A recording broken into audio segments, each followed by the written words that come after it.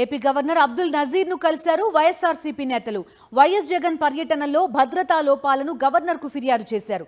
సింగయ్య మృతిపై చంద్రబాబు చేస్తోన్న రాజకీయ కుట్రలను గవర్నర్ కు వైఎస్ఆర్సీపీ నేతలు వివరించారు.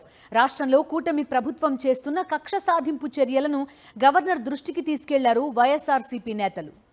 మా నాయకుడికి మాజీ ముఖ్యమంత్రిగా వారికి ఇవ్వాల్సిన సెక్యూరిటీ కానీ వారు పర్యటనకి వెళ్తున్నప్పుడు తీసుకోవాల్సిన జాగ్రత్తలు కానీ తీసుకోకపోవడమే కాకుండా తిరిగి మళ్ళీ మా నాయకుడి మీద మా పెద్దల మీద అందరి మీద కూడా అక్రమ కేసుల్ని బనాయిస్తూ మనం చేస్తున్న చర్యల్ని గవర్నర్ గారి దృష్టికి తీసుకొచ్చాం.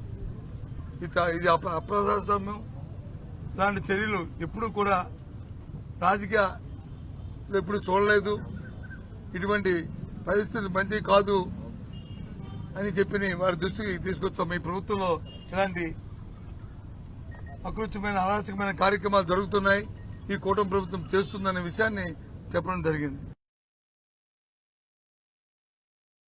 మీ ద్వారా రాష్ట్ర ప్రధానికానికి అందరినీ కూడా కోరుతున్నాను, చూడమని చెప్తున్నాను.